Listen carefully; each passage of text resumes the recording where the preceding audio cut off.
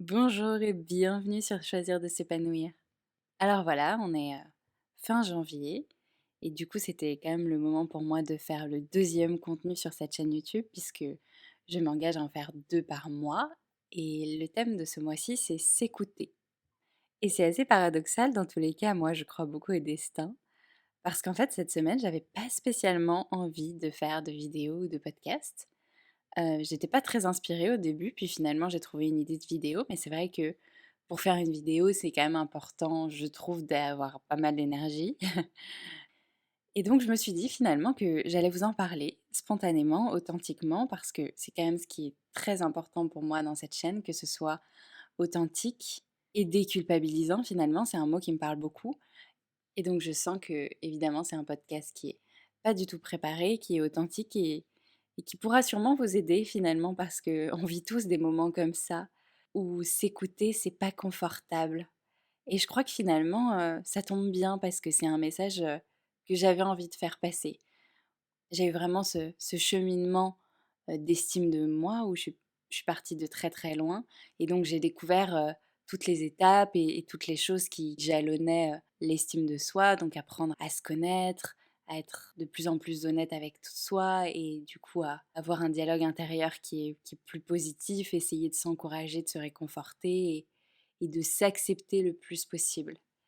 Mais s'accepter, c'est quand même vraiment tout un programme et finalement, accepter ses caractéristiques, ses défauts, c'est une chose, mais accepter ce qui est là à chaque instant, finalement, je trouve en tout cas que c'est ce qui est le plus challengeant, en tout cas pour moi, parce qu'il y a des moments où bah, je suis fatiguée alors qu'il y a des choses qui semblent importantes, ou des moments où j'ai pas envie de prendre un appel ce soir, j'ai vraiment envie de me concentrer sur moi, d'être dans ma bulle, mais en fait, j'ai un ami qui ne va pas bien et du coup, c'est très, très challengeant pour moi de m'écouter dans ces cas-là parce que pour moi, l'amitié, c'est central et j'ai traversé des périodes vraiment difficiles et j'ai l'impression que je dois beaucoup à mes amis et donc j'ai vraiment envie d'être là pour eux pour plein de raisons finalement. Mais du coup, c'est dans des moments comme ça où je sens que pour moi, c'est vraiment particulièrement challengeant de m'écouter et de dire non parce que finalement, l'estime de soi, c'est ça aussi, en fait, c'est agir en fonction de soi et s'écouter, aller regarder à l'intérieur ce que ça nous fait, ce que ça provoque, tel comportement, telle situation, ce que ça vient chercher, quelle blessure ça éveille. Et puis réussir à dire, bah, en fait, là, je sens, si je m'écoute, je vois clair en moi, ce que j'ai envie de ce soir, c'est d'être dans mon coin, c'est de prendre du temps que pour moi, c'est de parler à personne, et là, il y a un appel, il y a une demande. Je trouve que là, c'est vraiment les moments où c'est le plus challengeant et je pense que j'ai pas encore vraiment réussi à dire non dans ces cas-là, à me respecter totalement parce que je trouve que c'est vraiment extrêmement dur.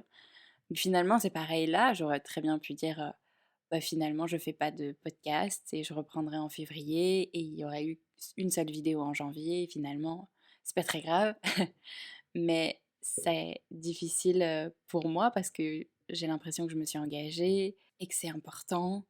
Mais finalement, on peut toujours relativiser, hein, tout ce qui est important et très souvent, on a peur que ce soit pire, que les conséquences soient importantes alors qu'elles ne le sont pas.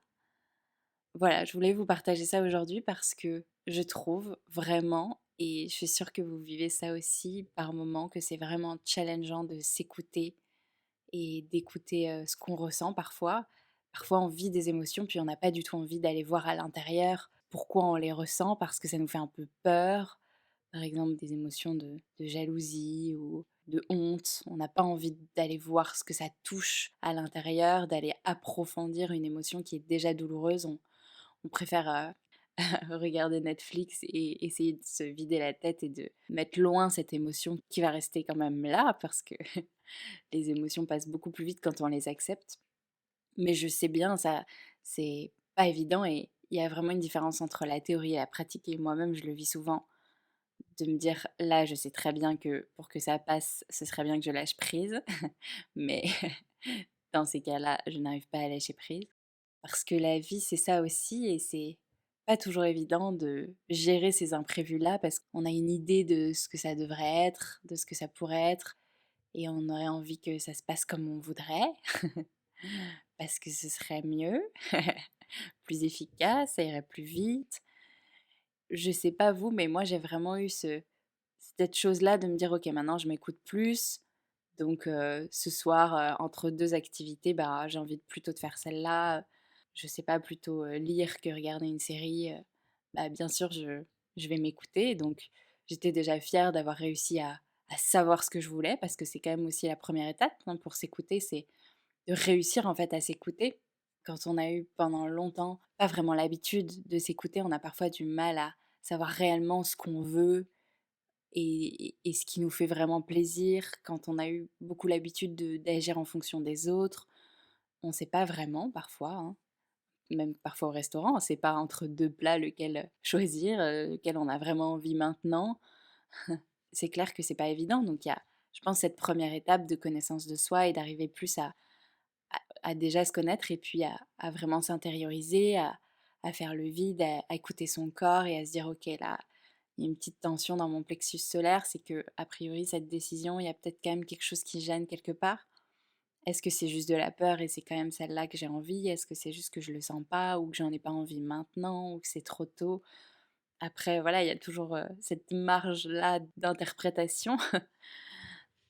Donc c'est vraiment pas évident, hein, c'est très clair, mais c'est vrai qu'après je me suis rendu compte que je commençais à m'écouter pour plein de choses qui étaient plus faciles et qu'après, il y a un peu des niveaux en fait, hein. C'est comme un jeu vidéo, je trouve.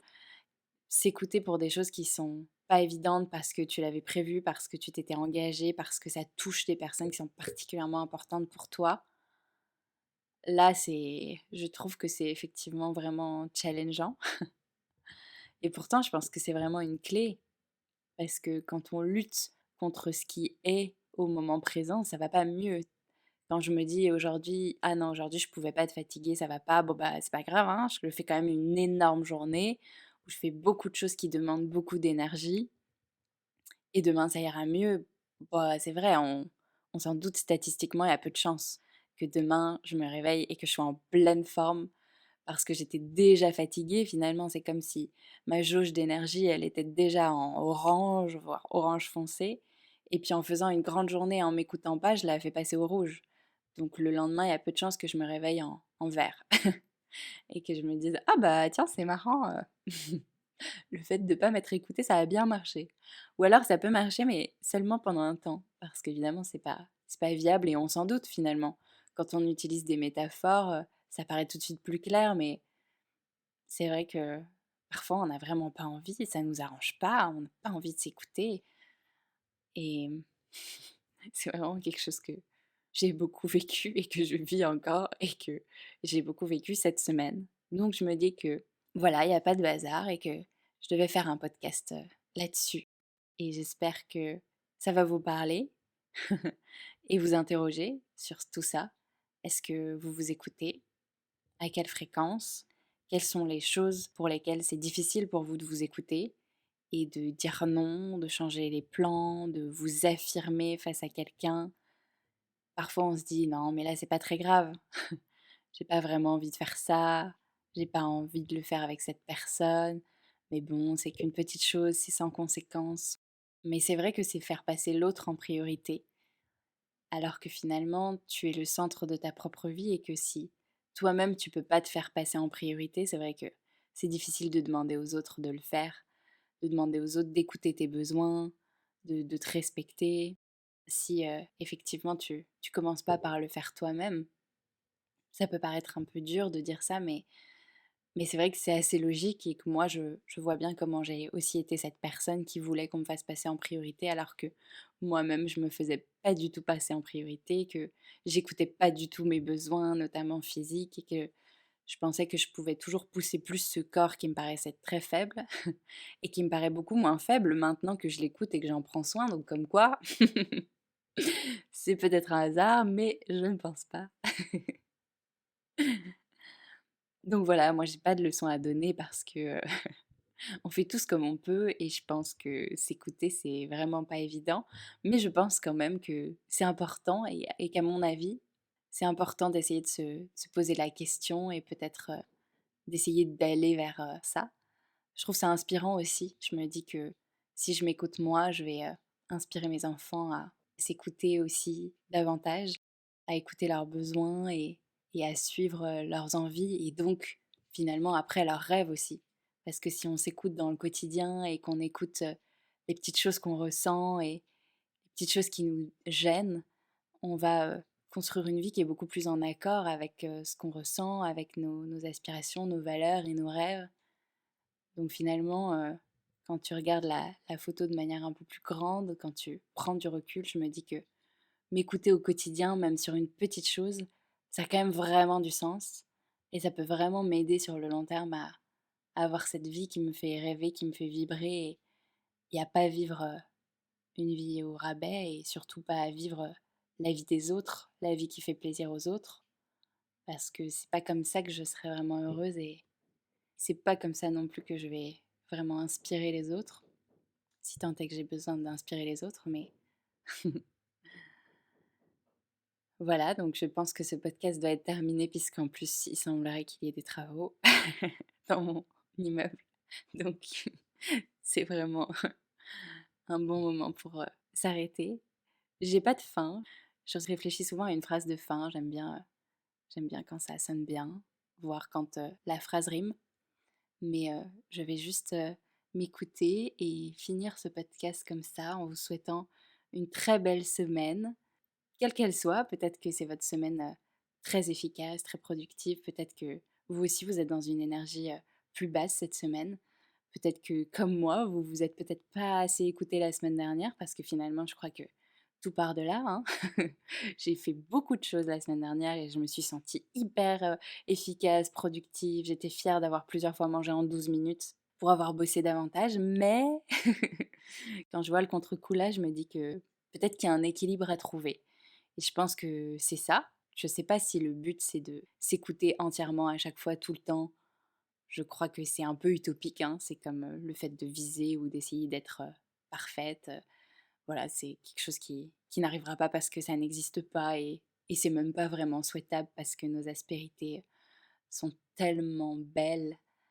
Mais c'est juste d'essayer peut-être de se poser des questions par rapport à nos choix, pourquoi on les fait, par peur, par amour, et peut-être d'aller un peu plus vers de l'écoute de soi, tout en ayant de l'acceptation pour toutes les fois où on n'y arrivera pas. Et c'est évidemment, comme toujours, ok. Voilà, c'est tout pour ce podcast, spontané, authentique. J'espère que vous aura fait du bien. Moi, ça me fait du bien de l'enregistrer. Et en tout cas, je me suis écoutée en l'enregistrant, en faisant une seule prise et en faisant pas de vidéo. Je pense fort à vous. Je vous envoie beaucoup de soutien et d'énergie, mais tout en gardant la mienne. Et évidemment, je mets comme toujours le lien de mon site internet en barre d'infos. Je fais des coachings sur plusieurs thématiques, mais je suis spécialisée dans le développement de l'amour de soi. Ça me porte, ça a changé ma vie de développer de l'amour pour moi-même. Donc j'ai vraiment envie d'aider les gens à changer leur vie aussi et avoir une vie plus sereine et plus heureuse et avoir plus de sécurité intérieure. Quand on croit davantage en soi, ça change tout. En tout cas, pour moi, ça a tout changé. Donc voilà, c'est un message qui me porte. On se retrouve en février pour une nouvelle thématique et en attendant, prenez soin de vous. Ciao.